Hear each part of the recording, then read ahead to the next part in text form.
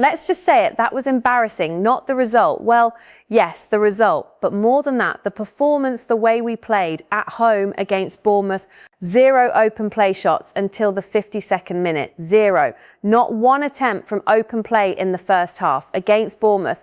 And here's the thing that really gets me, it wasn't just bad, it was a specific kind of bad. It was the kind of bad that tells you something about the system, about the decisions being made, about where this squad actually is right now.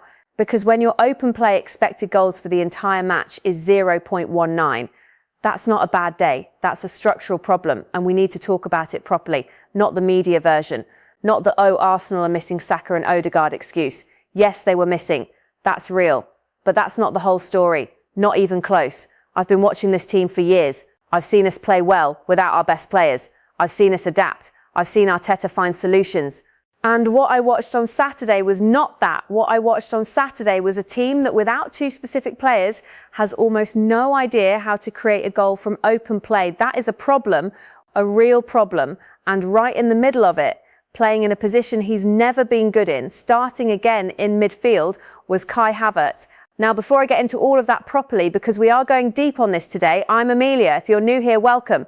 This is where we actually think about Arsenal, not react, not panic, not regurgitate what the back pages are saying. We think, we analyse, we talk properly. If that sounds like your kind of channel, subscribe, genuinely, because this community is growing and the conversations in the comments are some of the best Arsenal discussion I've seen anywhere. Hit the like button too if you want the algorithm to push this out, because this one I think is important. Right, let's go. So, Havertz. I want to start here because I think the conversation around him has been completely muddled, and I think that's unfair on him and unhelpful for us as supporters trying to understand what's actually going wrong. Look at the numbers, just look at them. As a striker at Arsenal, 55 games, 21 goals, 12 assists. As an attacking midfielder, 47 games, 11 goals, 4 assists. Now stop for a second. Really think about that. That's not a small difference. That's a completely different player. As a striker, he's averaging roughly a goal or assist every 2 games. As an attacking midfielder, that drops significantly. And we're talking about 47 games. That's not a small sample size. That's nearly a full season's worth of evidence in one position, saying the same thing over and over again. He cannot do this job from midfield. And I don't say that to be harsh on Kai. I actually think Kai Havertz is a really interesting footballer. He's intelligent, he's physical, he's technically sound. He's got movement that most people underestimate, but he needs to be in spaces where that movement translates into goal-scoring positions, not in a midfield role where he's expected to receive the ball with his back to goal, link play, drive forward, and create for others. That is not his game. It has never been his game. And here's what bothers me about this, really bothers me. This is not new information. We have known this for 2 years. 2 years. We saw it in his first season. He struggled. He looked lost. Arteta moved him to striker and suddenly everything clicked. He was brilliant. He was one of the best centre-forwards in the league at points during that season. And then injuries happened and circumstances changed, and now here we are again, playing him in midfield 3 times in the last 4 games, 3 defeats. Tell me if I'm wrong here, because I want someone to explain to me the logic. What is the thinking? What is Arteta seeing in training that makes him keep going back to this? Because from the outside, watching those games, it looks like a manager who doesn't have a backup plan. It looks like when Eze isn't available, when Odegaard isn't available, the answer is just put Kai there and hope. And hope is not a tactic. Now, here's where it gets interesting, because this isn't just a Havertz problem, it's bigger than that. And this is the part I don't think enough people are connecting properly. Arsenal's creativity this season is almost entirely dependent on 2 players, Odegaard and Saka. That's it. Those are the 2 players who make us genuinely unpredictable in open play. Odegaard, because of how he receives in tight spaces, turns and breaks lines. Saka, because of what he does 1 versus 1 on that right side. The direct threat, the ability to get in behind, the consistency of getting into dangerous positions. When both of them are out, we have almost no open play creativity left. And that's not something you can paper over with hard work and effort. You need technical quality in certain areas of the pitch to create chances. You need players who can receive under pressure, face goal, and do something unpredictable. Without Odegaard and Saka, we have Declan Rice, whose best creative output comes from set pieces, a Havertz who is being played out of position, and a front 3 of Gyökeres, Martinelli and Madueke, who on that day were simply not at the races. 0.19 xG from open play, their second lowest on record at the Emirates in 4 years. The only time it was lower was a Crystal Palace game last October, and we won that one, so the system is fragile, more fragile than a title contender should be. And that's an Arteta question as much as a squad question, because the manager's job is to build resilience into the team, to make sure that when your best players are out, the structure doesn't completely collapse. Right now, it's collapsing now. Here's what I think is the really uncomfortable truth that Arsenal fans need to sit with. We might be about to win the league, 9 points clear, games running out for City. This is real. This is possible. And if we do win it, it will be one of the best moments of my life as a fan, genuinely. But winning the league doesn't fix the structural problem. It masks it. And the structural problem is this: we are too dependent on individuals, too dependent on Odegaard to create, too dependent on Saka to carry, too dependent on Rice to produce from dead balls. And when those players are unavailable, we look like a mid-table team trying to break down a low block. That's what we look like against Bournemouth. And when I think about the Champions League semi-finals, when I think about where this squad needs to be to actually compete for that trophy, this worries me a lot. Because the best teams in Europe will be better organised defensively than Bournemouth. They will press harder. They will be more physical, they will be more tactically prepared. And if we can only generate 0.19 xG from open play against a Premier League mid-table side at home, what happens against Real Madrid or Inter Milan in a knockout game? That's the question nobody wants to ask right now, but it's the right question. Okay, let me come back to Havertz specifically, because I think there's another layer to this that isn't getting discussed: his future.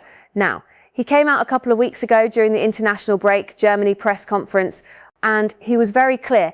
I feel right at home at Arsenal. I see my future here. I haven't heard anything about leaving. Strong words, confident words, and I believe him. I don't think he's lying. I think he genuinely wants to be at this club. But here's the problem. He's in the last 2 years of his contract. 2 years. And the landscape around him at Arsenal has completely changed since he arrived. When Havertz signed, he was brought in as a potential number 10, a progressive midfielder.